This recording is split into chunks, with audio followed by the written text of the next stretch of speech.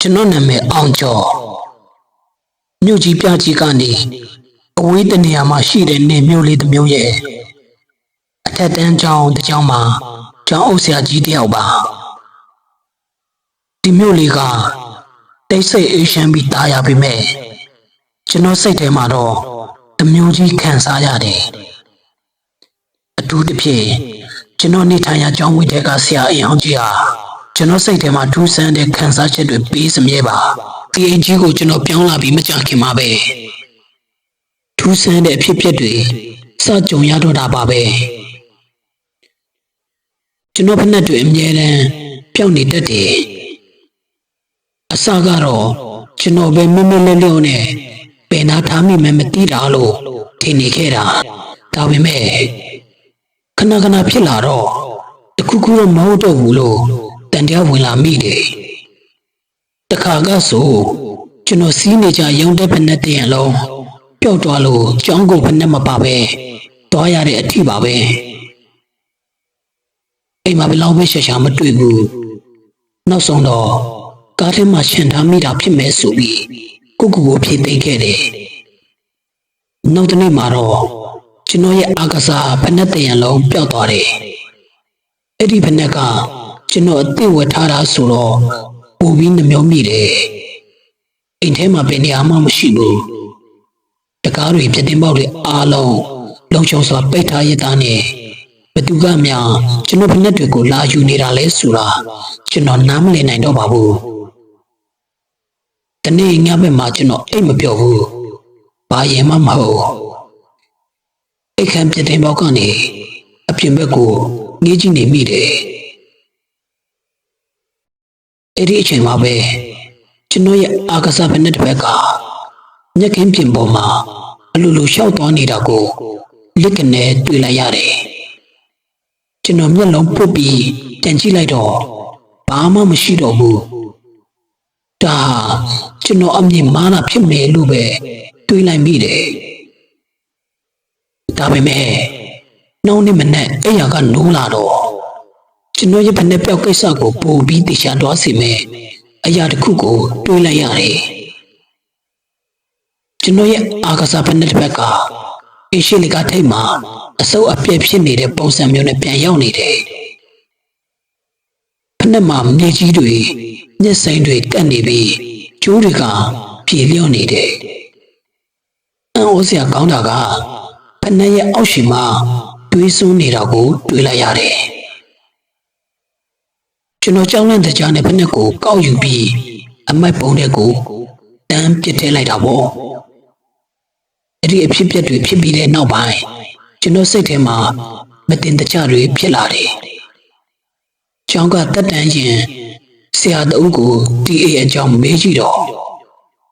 ဆရာကမျက်နှာပြတ်သွားပြီဆရာကြီးဒီအိမ်ကရှေ့တုန်းကကျောင်းအုပ်ဆရာကြီးတယောက်နေခဲ့တာသူမိသားစုကသူတို့ကိုဆင်းရဲတယ်သူကကြောင်အုပ်ဖြစ်ပေမဲ့ဖက်နဲ့ကောင်းကောင်းတရံတောင်မပိုင်ဘူးနောက်ဆုံးတော့သူမိမကရန်ကုန်ကိုသွားပြီးသူ့အတွက်ဖက်နဲ့အစ်တရံဝဲလာပြီးတယ်အဲ့ဒီဖက်နဲ့ကိုစီးပြီးကြောင်းကိုလာတဲ့နေ့မှာပဲသူကားတိုက်ခံရပြီးဆုံးသွားတာသူရဲ့ဖက်နဲ့တစ်ဘက်ကအဲ့ဒီနေရာမှာပဲကြံခဲ့တယ်လို့ပြောတာပဲကျန်တဲ့ဘက်ကတော့သူ့မိမကအမတ်တရားတင်ထားတယ်လို့ပြောတယ်ဆရာရဲ့စကားကြားပြီးကျွန်တော်သုံးလုံး၆ရှားသွားတယ်ကျွန်တော်ပျောက်ဆုံးနေတဲ့ဖက်နှက်တွေနဲ့ဒီအိမ်ဟောင်းကြီးရဲ့ဆရာဟောင်းကြီးဟာတခုခုတော့တိုက်ဆိုင်နေမှန်းဒေရှာသွားတယ်အဲ့ဒီညမှာကျွန်တော်အိမ်မပြန်ရဲတော့ဘူးကျောင်းကပေါ်တာဆောင်ပါပဲကျောင်းသားတွေနဲ့အတူညအိတ်လိုက်တယ်မနေ့ရောက်တော့အိမ်ကိုပြန်လာပြီးကျောင်းအုပ်ဆရာကြီးဟောင်းရဲ့အမတ်တရားဖက်နဲ့တစ်ဘက်ကိုဘယ်နေရာမှာထားခဲ့လဲဆိုတာအိမ်ဟောင်းကြီးပပက်လင်မှာလိုက်ရှာကြည့်တော့ရှမ်းအပြင်နားမှာရှိတဲ့တစ်ပင်ကြီးတစ်ပင်ရဲ့အောက်ရှင်မှာရှေးဟောင်းဖက်နဲ့တစ်ဘက်ကိုတွေးလိုက်ရတယ်ဖက်နဲ့မှာတွေးတွေချောက်ကပ်နေပြီးဖက်နဲ့ရဲ့ပုံစံကကျွန်တော်ပျောက်ဆုံးသွားတယ်ဖက်နဲ့တွေနဲ့တပုံစံတဲ့အတော်လေးစင်တူနေတယ်ကျွန်တော်လည်းအဲ့ဒီဖက်နဲ့ကိုယူပြီးကျောင်းအုပ်ဆရာကြီးဟောင်းရဲ့မိမစီကိုတွားပို့ပေးလိုက်တယ် တော်ကြီးကဖက်နှက်ကိုမြင်တော့မျက်ရည်တွေဝဲလာပြီးဒါငါယောက်ျားရဲ့ဖက်နှက်ပဲဒီဖက်နှက်တစ်ဖက်ကိုငါဘယ်လောက်ရှာမတွေ့တာအခုမှပြန်တွေ့ရတာငါဝမ်းသာလိုက်တာလို့ပြောချိုက်ပြီးပြောနေတယ်ကျွန်တော်လေအဖြစ်ပြက်အားလုံးကိုအတော်ကြီးကိုပြောပြလိုက်တယ်အတော်ကြီးကသူ့ဝိညာဉ်ကအဲ့ဒီဖက်နှက်ကိုအယမ်းဆွဲလန်းနေတာအဲ့ဒီဖက်နှက်တစ်ဖက်ကိုမတွေ့တော့သူစိတ်မရှင်းမသာပဲသူများဖက်နှက်တွေကိုလိုက်ယူနေတာဖြစ်မယ်လို့ဆိုတယ်အတော်ကြီးကကျန်တစ်ဖက်ကိုတင်ထားတဲ့ဖက်နှက်နဲ့ပြန်ပေါင်းဆက်ပြီးဘုရားရှင်ရှေ့မှာထားပြီးတော့အမြအတမ်းပေးဝေခဲ့ပါတယ်အဲ့ဒီနေ့ကစပြီးကျွန်တော်ဖက်နှက်တွေလည်းထပ်မပြောက်တော့သလိုအိမ်ထဲမှာလည်းထူးဆန်းတဲ့အဖြစ်အပျက်တွေလုံးဝမကြုံရတော့ပါဘူးပျောက်ဆုံးသွားတဲ့ဖက်နှက်တင်အတွက်အစွဲအလန့်ကြီးခဲ့တဲ့ဝိညာဉ်တစ်ပါးရဲ့မကျေနပ်မှုဟာကျွန်တော်ဘဝမှာဘယ်တော့မှမမေ့နိုင်တဲ့ထိတ်လန့်စရာအမတ်တရားတစ်ခုဖြစ်ကြံရစ်ခဲ့ပါတော့တယ်